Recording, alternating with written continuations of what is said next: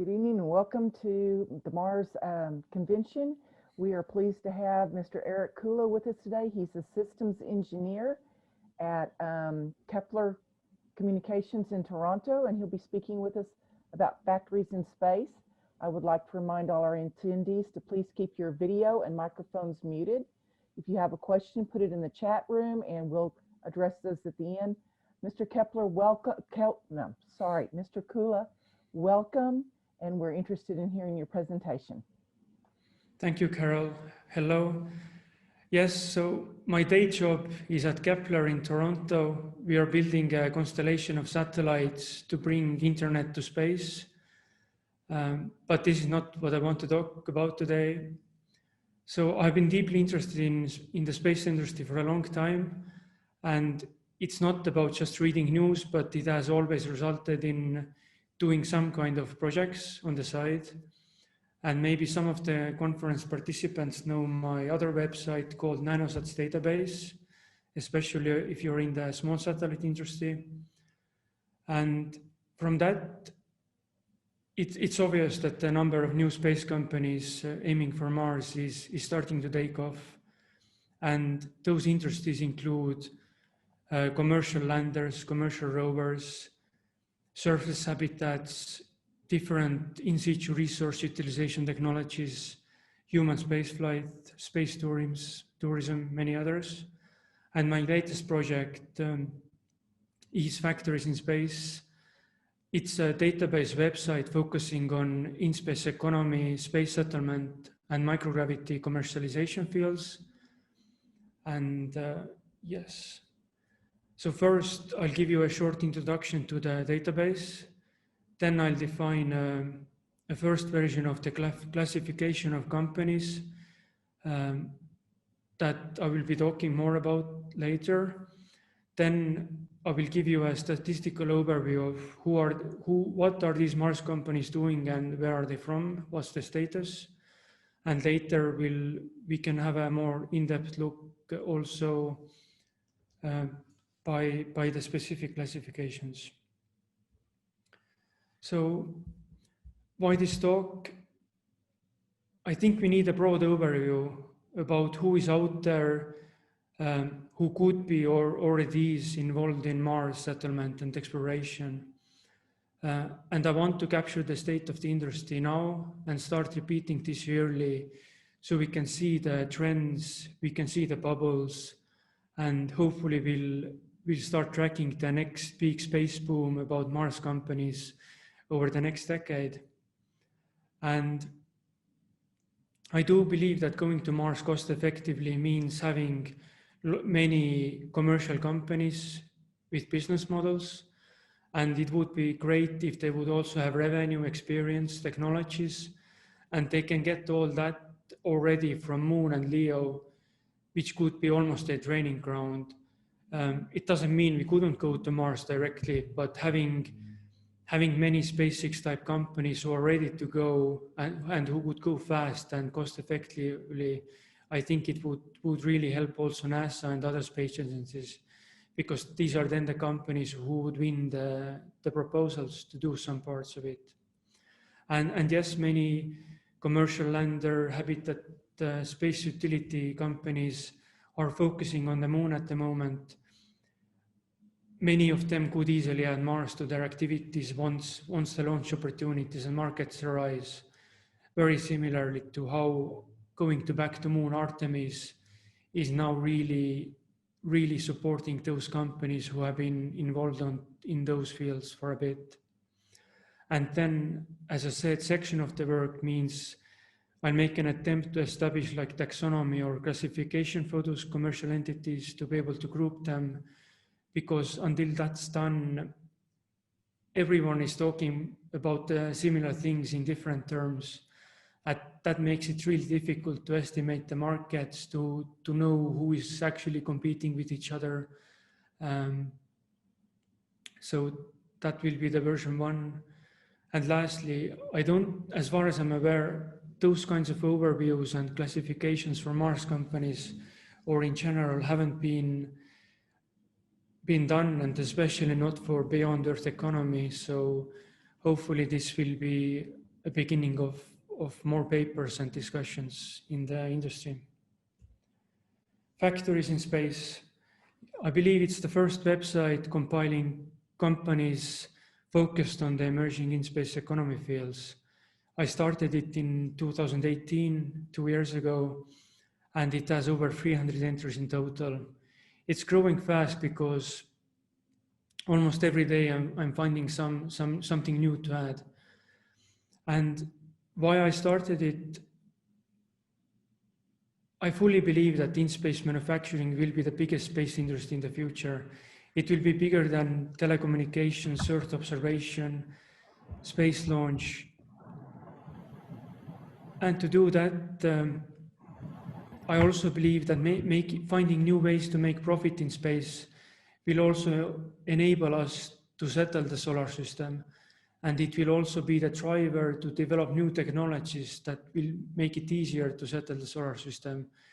Because then it wouldn't be about NASA funding some companies or some specific markets. It will be a clear need for cheaper solutions in space that will be the driver, and hopefully then we'll see what's happening in the commercial electronics industry now.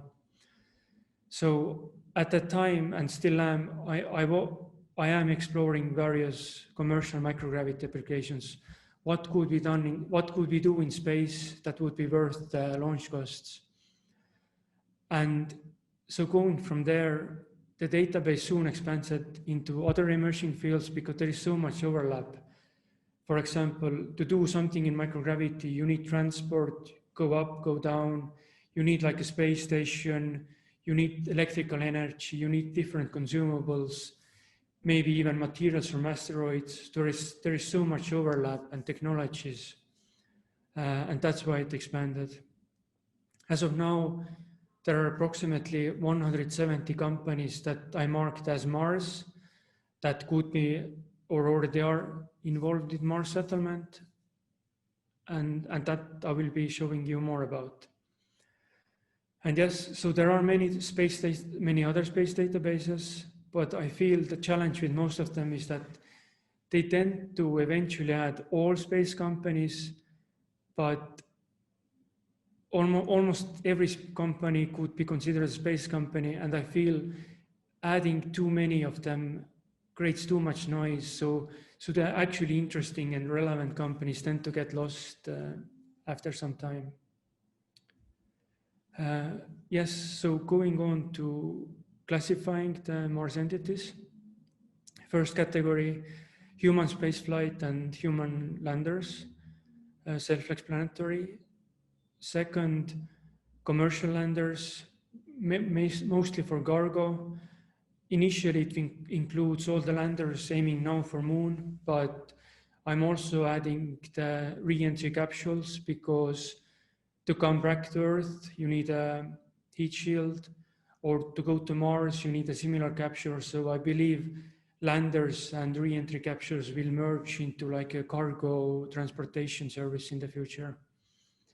Commercial rovers, both robotic and human rated, space stations, but maybe the better name would be space habitats if it would be some kind of like a transfer ship to Mars, surface habitats to build the Mars base. In space manufacturing, food might not be the first term you think when thinking about in-space manufacturing, but food is actually something that many companies have already done some experiments on the International Space Station, and it's something we will need. So it will be one of the first applications. Additive manufacturing, of course, 3D printing to do spare parts. Then another topic, in-situ resource utilization, raw materials and mining. Probably best to maybe you call space resources, but that's basically all the raw materials and doing something with the raw materials. Space utilities, starting with energy, electrical power, in-space internet will be very important. Probably in the future, we can add water to it once we have some kind of infrastructure for it. Then in-space transportation, So fields like on-orbit servicing, space dogs, orbital transfer vehicles, propellant refuel stations, active debris removal vehicles. Nowadays, they have been considered quite separate, but I believe in the future, those companies will merge onto some kind of space transportation companies who basically do, let's say, they would be building like space trucks, and then depending on a specific service, that space truck might have like, let's say, a tanker space truck, or like a cargo space truck. But there are so many technologies overlapping there. For example, all of them need a good propulsion system. All of them need preferably refuelable propulsion system. All of them are preferably reusable. So lots of overlap. And maybe in the future that will also merge with some kind of transfer ship to Mars. And then lastly, miscellaneous. That's to merge all the remaining company fields. We'll have startups doing spacesuits, providing commercial astronauts by the hour or training the commercial astronauts. We'll have companies doing space entertainment. Can't wait to see how big some microgravity sports might be. We also have space advocacy organizations like Mars Society doing important outreach. Now going to more statistical overview about using those classification fields. Yes, so here we see the about 170 companies divided according to classifications. Space stations and human spaceflight landers are the lowest numbering fields, which in a way is obvious because they are the most capital intensive fields, also the most risky. Let's say as a founder, it's painfully obvious that those fields need lots of capital and the risk is high. So not that many doing them. Most popular fields in space transportation, mostly because it includes those 4 topics, but also we do seem to have like a boon in the space tech companies. I believe there are around 15 all wanting to provide some kind of orbital transfer service for satellites. And then ISRU, raw materials and mining.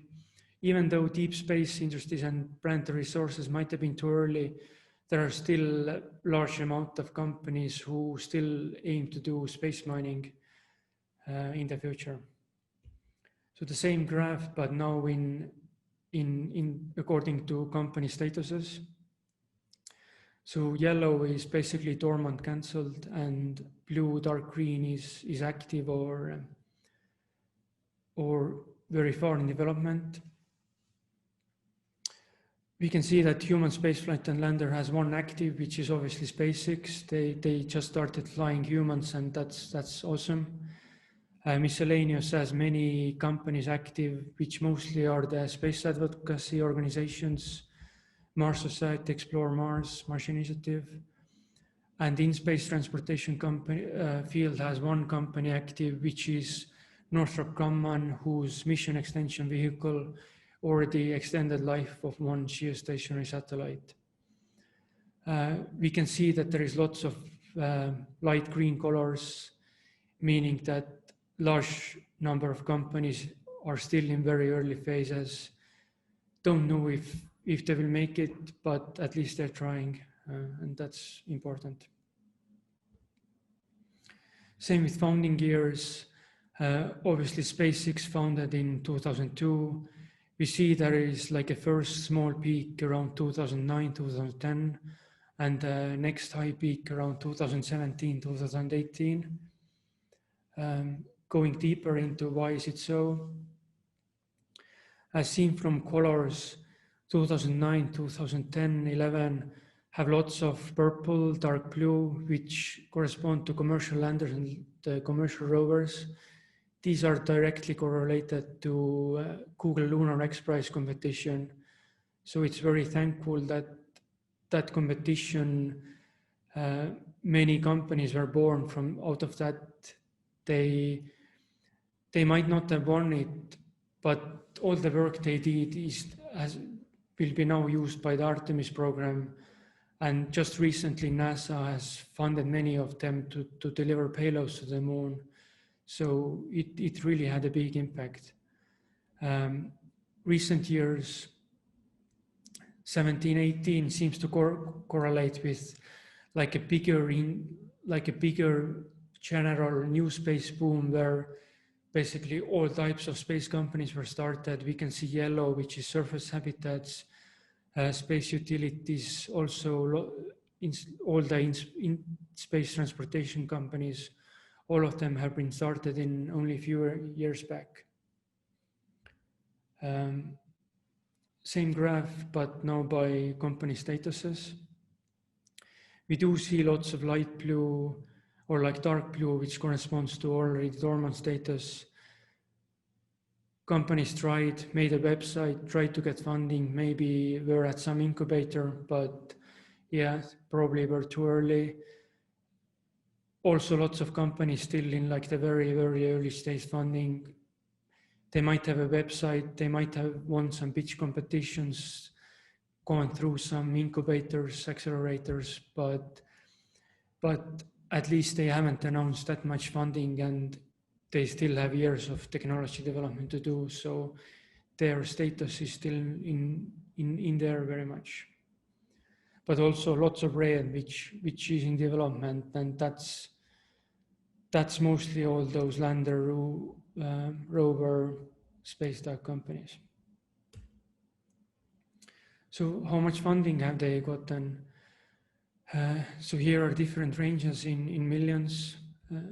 This graph is just to show you the general overview, how they distribute. So at the top, we have yes, but unknown.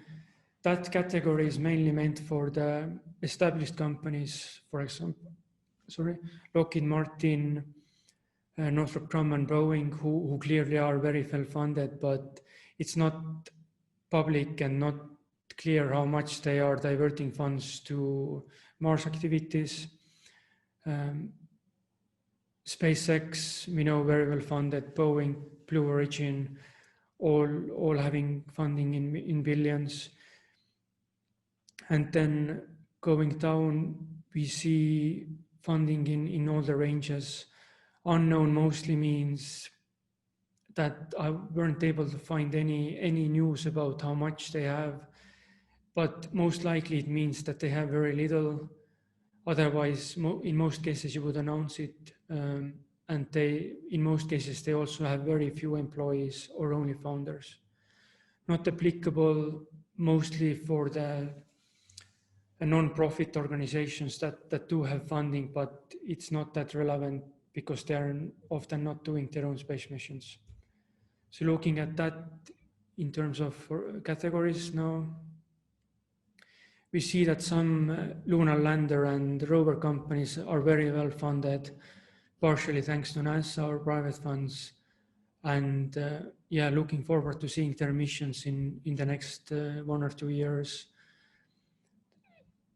Going down, yellow is connected to surface habitat. So maybe that's one field that doesn't really have a company that's funded well yet, partially because we are still like 5 years off of starting any moon or Mars base, but there must be someone emerging soon that will also focus on surface habitats. First missions, I believe that a company launching something to space for the first time is a big sign. It means they were able to accomplish something, find funding to launch it, actually build something. So even if it's a satellite or payload or demonstration on ISS, it's not it's just a company on paper anymore. But as we can see, not many have announced any dates. Most of them, no numbers given, which again corresponds to the fact that most of the companies are still in like the earliest stages.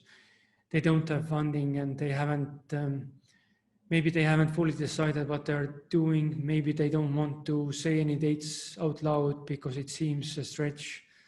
But hopefully, as we keep doing this industry survey year by year, we see the not announced column declining and more companies launching stuff and proving they can deliver results. By geography, this is very interesting that basically all the companies are located in the US.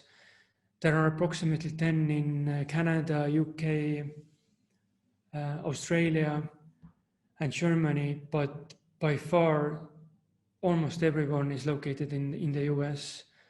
And if you compare that to distribution of other types of space companies, for example, who has launched CubeSats, nanosatellites, or satellite constellations, that those other fields are becoming more evenly distributed all over the world. But it seems that if we are talking about the very, even far-fetched topics and risky fields, not proven markets, then US has a very clear lead in those very, very emergent fields. It's possible that I'm missing some from China. It's mostly because they probably aren't that public with what they're doing in Western media. Right, so now we can look through some classifications, which companies go under which classification in detail. Starting with human spaceflight and landers, we all know these names.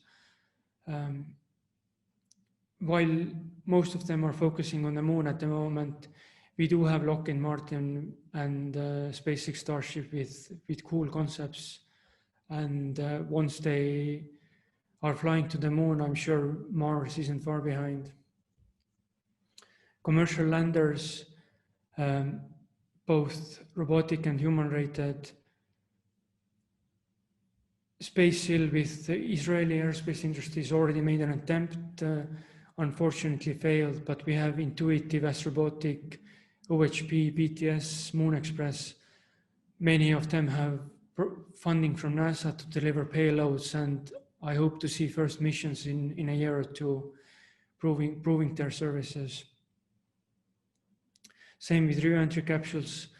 We have manned human-rated capsules for SpaceX and Boeing, but we also have SpaceWorks and RTSS working on small capsules to bring scientific payloads or even sample returns back from asteroids or Mars.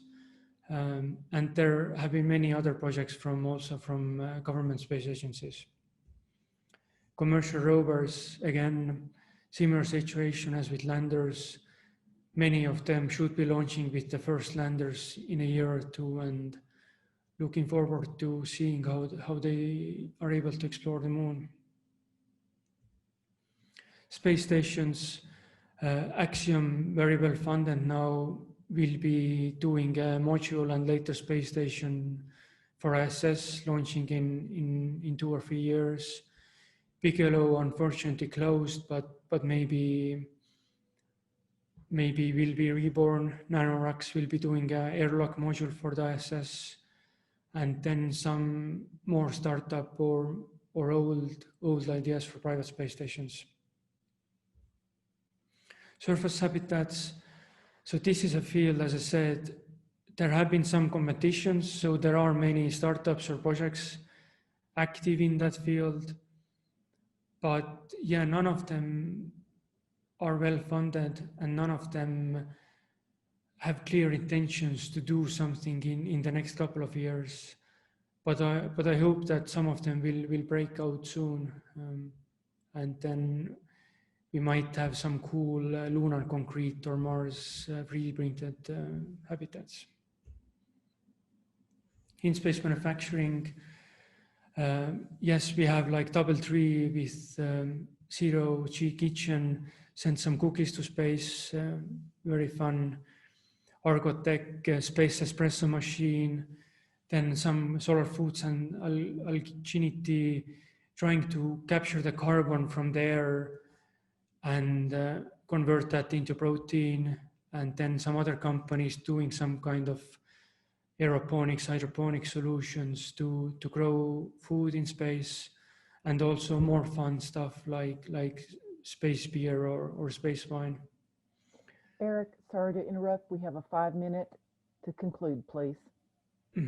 Thank you. Additive manufacturing, most of you might know Made in Space, one of the most active companies in 3D printing and in-space assembly.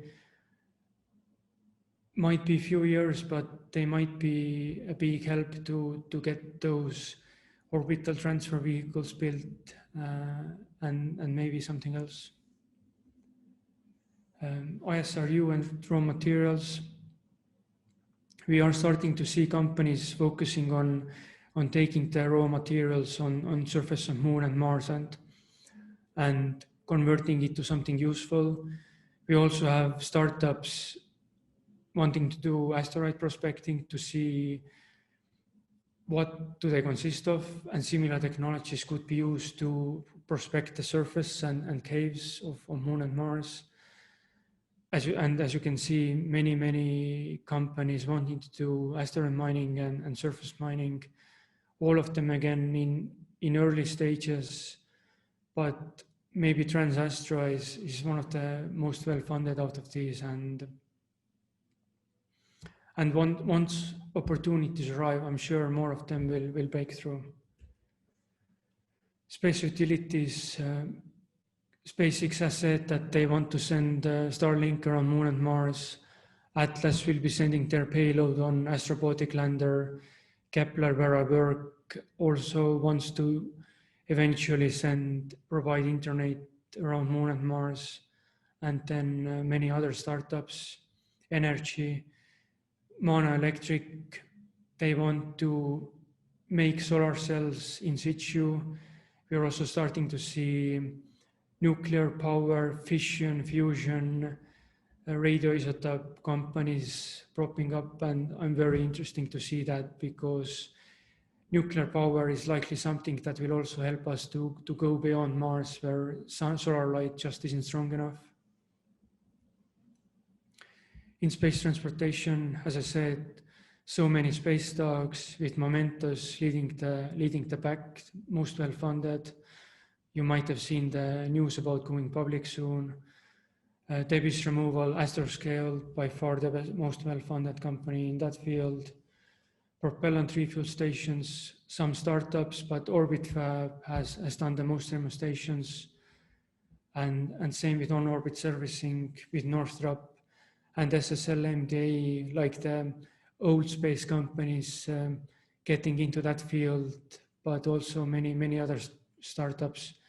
And you're starting to see the logos repeat, which means that many are already wanting to do multiple services.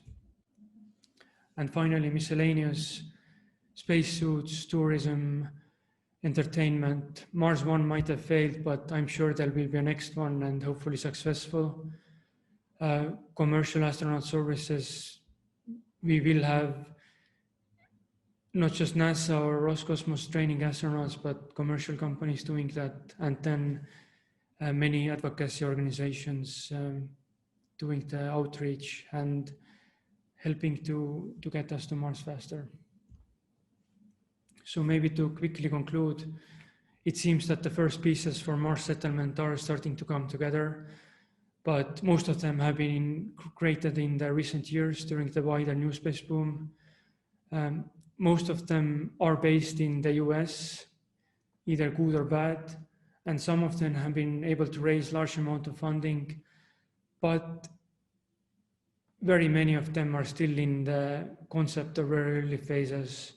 So their status and future path is still very much unknown. And I do think it's clear that any revenues from Mars are too far away for most investors, and we do need an initial alternative focus to get things going. So Moon and LEO emerging markets are helping to reach Mars because they are providing the initial revenue. they are driving the technology development. They are increasing confidence in companies' abilities to deliver, and we'll get there soon. Thank you. Erik. We've got That's some it. questions for you. On your website, the category breakdown on the graph in taxonomy. Sorry, my screen's on the taxonomy page. There's a category called Varia. What is it, and why has it been such a popular category? So varia is miscellaneous in other words, and it's so popular because like once we go and settle Mars, there will be so many like non-space companies also active there. We need we'll have like Mars casinos, we'll have like sports, entertainment, we'll have all like every industry on Earth you can think of will be also on Mars. And that's why for now miscellaneous I think is a good match to bring all of those together, because none of those categories as a single entity is large enough to warrant its own classification. Okay. What is the size of capital involved in all the categories? Size of capital.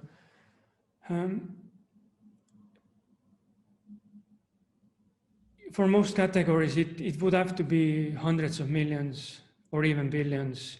It's not there at the moment, apart from like human spaceflight and SpaceX. But to get to Mars, even by like taking like a cost of rocket, and most likely most of those classifications requiring quite a bit of technology development, large number of employees, and lots of mass to be spent to space. Eventually they will have to be large, yes. Factories in Space is a good website. Do you archive the old commercial space centers information? And how about the Wake Shield facility? I'm not familiar with White Shield facility. I am trying to add like old space companies that were planned to be started in like 70s and 80s. And there have been many, but I haven't come across all of them yet. But yes, they will be archived and everything will be kept. I do intend to make it like a very comprehensive source, almost like encyclopedia in the future. In your opinion, which of these categories is most likely to survive without public funding?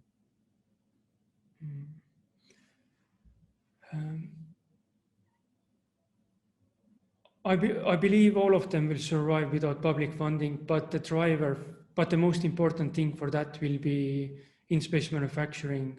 So as I said, if we had factories in space, that would be the market for basically all of those categories to support the factories in space. Before, I believe, once we have some kind of more commercial activity on the moon, many of them will also most likely be able to sustain them. As of right now, it's not very clear because the markets are very emerging, and most of the markets are still small, so remains to be seen. Which companies do you think will team up with SpaceX in order to develop the first Mars base?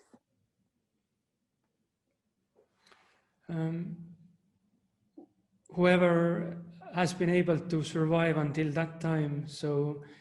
But most likely it will be, some of them will be like the names mentioned here, Axiom, Momentus, but I'm sure many of the companies we'll be hearing about during the Mars settlement will be completely new and haven't been mentioned today. Okay. I think that's all the questions that we have for today. Mr. Kulu, thank you so much for your presentation. We appreciate it. We invite all our other attendees to please continue watching the other presentations. Thank you and have a good day. Thank you.